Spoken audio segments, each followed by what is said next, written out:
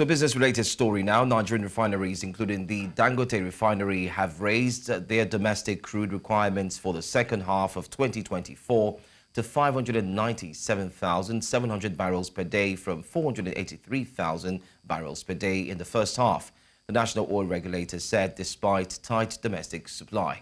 The Nigerian Upstream Petroleum Regulatory Commission, NUPRC, was only able to help secure 177,777 BPD from oil producers in the first 6 months of the year, way below what the refiners had asked for. It said in a statement released.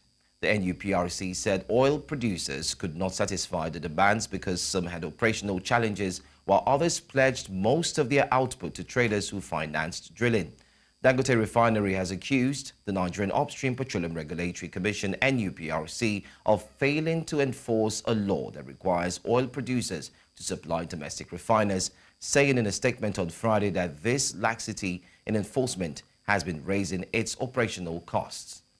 Joining me on the news to speak on Dangote's accusation of oil theft and NNPC crude oil regulatory laxity is Comrade Bedford Berefa, spokesman, Ijaw Youth Council Worldwide. Thank you for joining me this afternoon. Thank you very much for having me. All right, so this is like the umpteenth time in 1 month that Dangote is talking tough against the unfavorable condition of the NUPRC and, of course, the NNPCL towards his refinery. What do you make of the recent statement? Well, that is just a statement of facts. If you see the antecedents recently, as regards to the oil and gas sector, even the former president of this country, our grandfather, Olusegun Obasanjo, also he made that very, very explicit even when he was there. The monumental corruption that has endangered the oil sector over the decades is alarming, and the Dangote Refinery has come to expose that reality.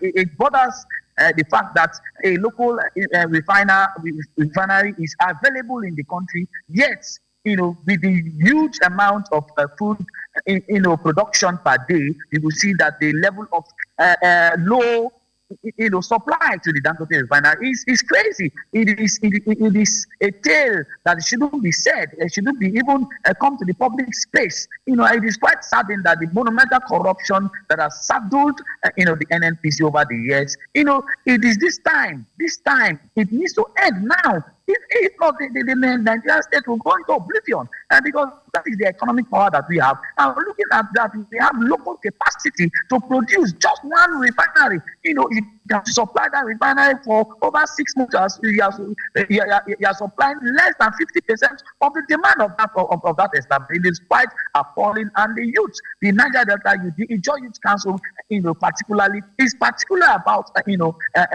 this laxity over the years. We have been crying over the years, that the oil thieves are not those that are in our bush, in our villages. The actual oil thieves are those that are wearing suits in the NNPC, that are, carrying out this monumental corruption. And this has also exposed that fact. And that is why we are saying that, the NNPC is no longer suitable to function as a regulatory entity, for the functioning of our local refinery. Therefore, there is every need for laws to be put in place, to either disengage those that are currently at the end of our affair and decentralize, the NNPC for, proper, output.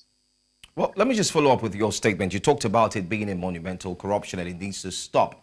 Well, recently, a former president of Nigeria, Olusegun Obasanjo, and of course, an Afri-capitalist, and not forgetting too, businessman Tony Elumelu, had cried out to say it's high time that the federal government name names and call out those who are indeed stealing from Nigeria's commonwealth, especially from the crude.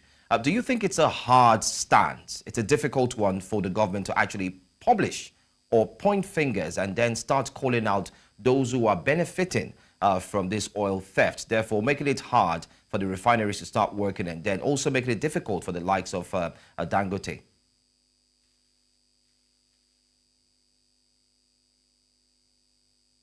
Are you there?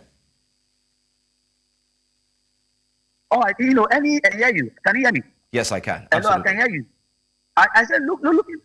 looking at the poverty that has bedeviled this country, every sensible government, particularly in this 21st century, that want Africa to work, that want Nigeria to work, that want Nigeria to take its place as a giant of Africa, should do the needful. The governments, those that are thieves of oil thieves, thieves, they know them. They are part of the government. They are part of the financiers of political parties. They know them. So any government that wants Nigeria to work should name them. For us as the Joint Youth Council, we are going to, distant time, we are going to take it upon ourselves to start calling out names, to start publishing names, that these are the actual oil thieves. They are in the NNPC. They are in the government sector. There are people that have been in the government setting that have been sponsoring political parties over the years. If you see harassing in a position that a business mogul. Anyway, this is a conversation that we look forward to have in continuation of looking into the story. But most importantly, thank you so much. I'm sure that the thoughts expressed are your thoughts.